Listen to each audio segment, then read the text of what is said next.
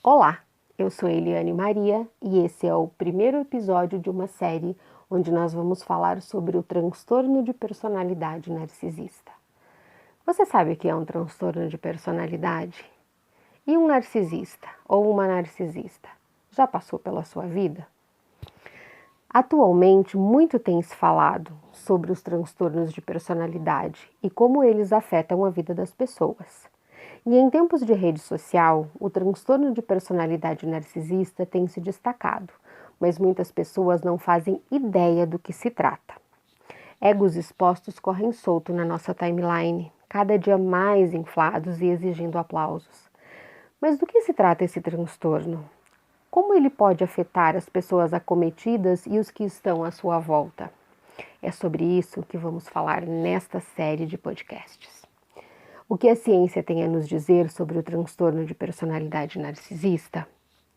Narcisismo, pela tradução literal do dicionário, quer dizer amor pela própria imagem. Então, quando falamos que uma pessoa é narcisista, é algo muito vago, que não nos revela muita coisa. Com base em leituras e fontes de pesquisa, dentro da ciência que estuda o narcisismo, que é a psicologia, temos um ponto importante a ressaltar. O narcisismo não é uma coisa ou um tipo de pessoa. O narcisismo é um traço de personalidade que se manifesta em algumas pessoas. Em alguns casos, se manifesta com mais intensidade do que em outros. No geral, são 3 tipos de narcisismo encontrados na literatura científica. São 3 tipos de pessoas com comportamentos narcisistas diferentes que podem cruzar o nosso caminho. Ou até nós mesmos podemos nos descobrir com algum traço de personalidade narcisista. Vamos então começar falando do narcisismo patológico ou narcisismo clínico. É uma psicopatologia, um distúrbio mental que, de acordo com o Manual de Diagnósticos dos Transtornos Mentais, na sua 5ª edição, o DSM-5, é o transtorno de personalidade narcisista. E como ele se apresenta? É um transtorno raro, que atinge hoje aproximadamente 1% da população. Para se dizer que uma pessoa tem esse transtorno, é preciso que ela apresente uma característica geral do narcisismo, que é um padrão contínuo, doente, recorrente, de autograndiosidade. A pessoa acredita ser superior. Ela cria fantasias na sua cabeça do quanto ela é melhor em relação às outras pessoas. Isso é demonstrado na maneira como ela se comporta, como ela se relaciona com os outros e, principalmente, como ela se relaciona consigo mesma. A pessoa com esse transtorno de personalidade também apresenta uma profunda necessidade de admiração. Ela precisa ser aplaudida a todo momento. E uma terceira característica é a falta de empatia. Esses são os principais traços do narcisismo que chamamos de transtorno de personalidade narcísica. E para que uma pessoa seja diagnosticada com um transtorno de personalidade narcísica, ela precisa preencher alguns pré-requisitos. Segundo o DSM-5, para que uma pessoa seja diagnosticada com o transtorno de personalidade narcísica, ela deve apresentar 5 ou mais das seguintes características. E antes da gente continuar, eu quero fazer um parênteses. É muito importante que ao você perceber ou notar essas 5 ou mais características em alguma pessoa, você não faça esse diagnóstico. Pelo contrário, você oriente essa pessoa se for possível, ou fuja dela, né? Se não for possível, mas é muito importante que esse diagnóstico seja feito por um profissional. No transtorno clínico ou patológico, um psiquiatra é o profissional indicado para que seja feito são aplicados testes, né? Então são feitos muitos testes e em clínicas especializadas, por profissionais especializados. Então é muito importante que isso seja tratado por profissionais. Senão todo mundo vai sair diagnosticando todo mundo e apontando o dedo e chamando a pessoa de narcisista, quando talvez seja só uma fase ou algumas atitudes da pessoa que não são recorrentes, como pede aqui, não são tão fortes, né, e recorrentes para que seja então diagnosticado o transtorno de personalidade narcisista clínico ou patológico. Então vamos lá. A primeira característica possível de um narciso. Mania de grandeza. Se acha mais rico, mais inteligente, mais querido e mais famoso do que ele realmente é. A pessoa acredita que ela é especial e única e que exatamente por isso ela só pode ser compreendida e só pode conviver com outras pessoas que também sejam especiais e únicas. Pessoas de elevado status. A pessoa, além disso, acredita que ela só pode frequentar ambientes e lugares de elevado status. Ambientes e lugares especiais e que fazem jus à sua presença. Característica número 2. O ato de exagerar as conquistas. Por exemplo, a pessoa recebe um elogio bem leve do chefe, mas sai espalhando para todo mundo que foi promovida e até já afirma quem vai perder o cargo para ela.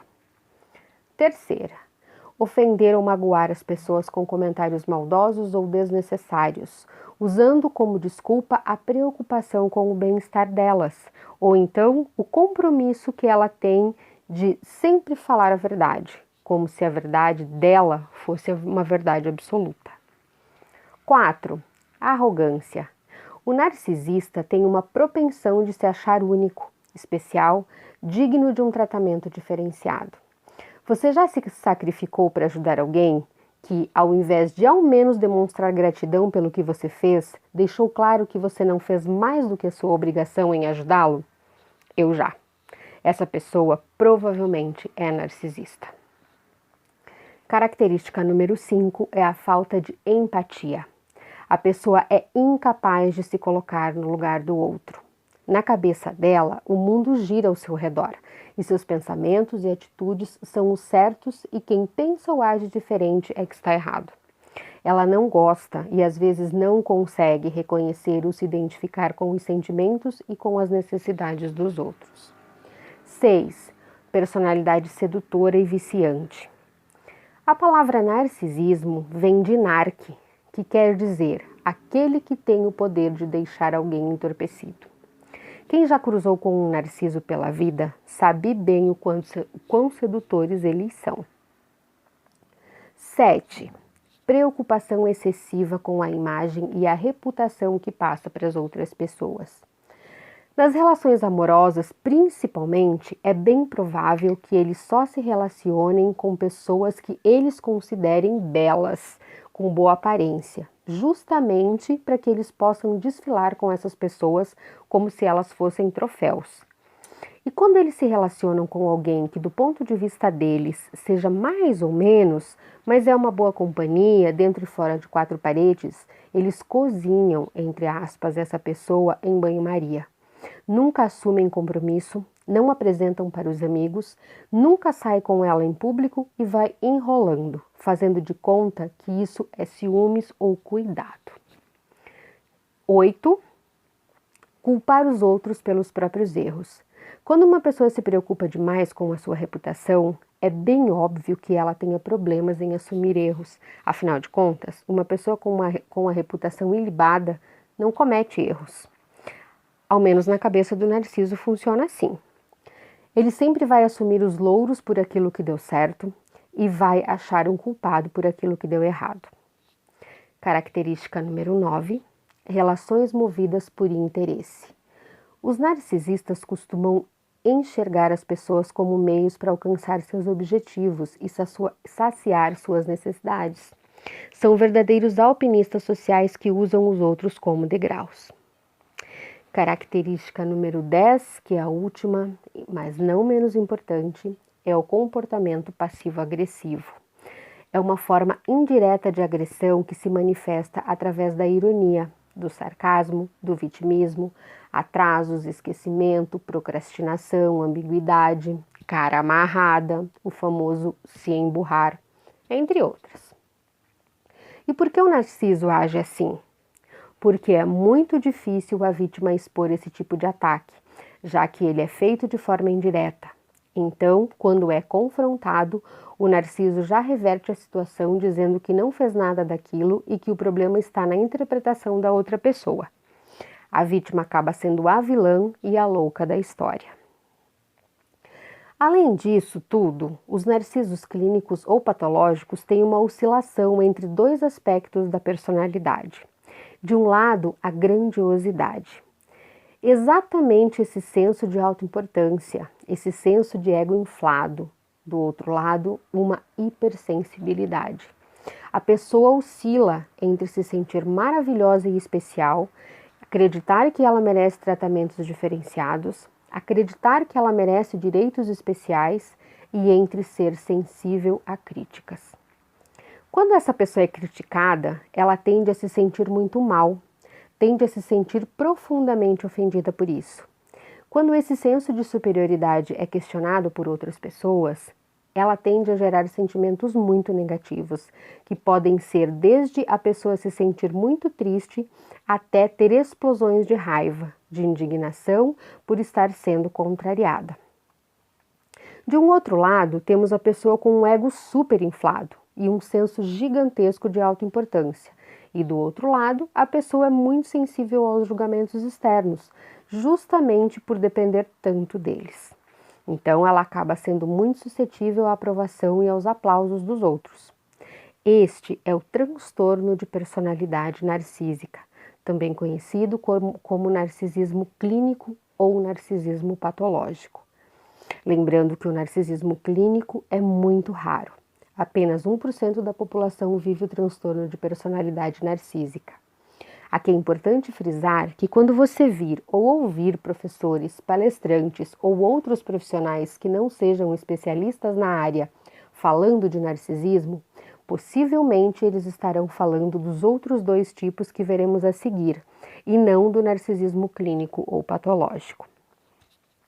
Os outros dois tipos de narcisismo não são denominados como distúrbio, segundo o Manual de Diagnósticos dos Transtornos Mentais, mas podem ser prejudiciais sim, tanto para a pessoa portadora deste traço, quanto para os que convivem com ela. Um outro parênteses aqui, os próximos dois tipos que nós vamos falar, eles são traços de personalidade e não transtorno de personalidade, tá? Então, só para deixar bem claro, o transtorno de personalidade é só o que é clínico ou patológico. Esses outros dois que são subclínicos, a gente já vai falar aqui na frente, eles são traços de personalidade.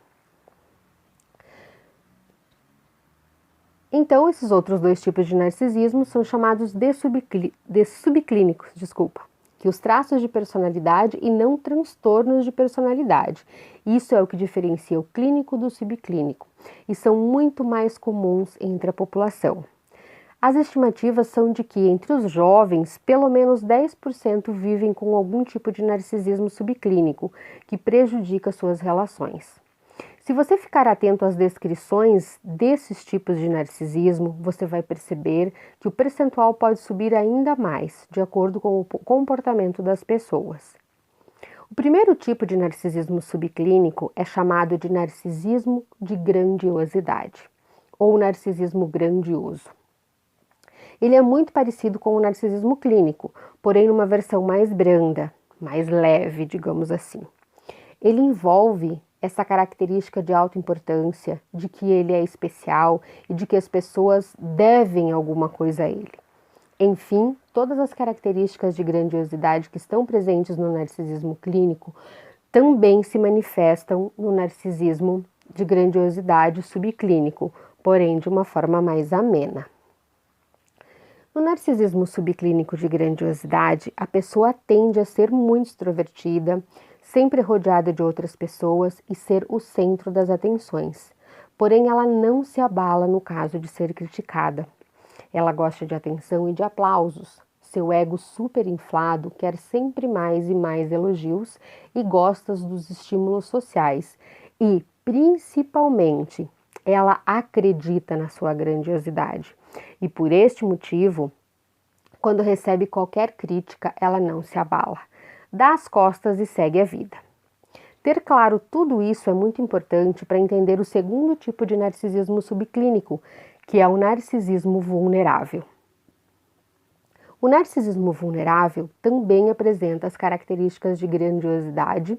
A pessoa tende a ser muito extrovertida, estar rodeada de outras pessoas e ser o centro das atenções. Porém, ela não acredita que seja tão grandiosa, que seja tão boa e especial quanto ela quer que as outras pessoas acreditem que ela é.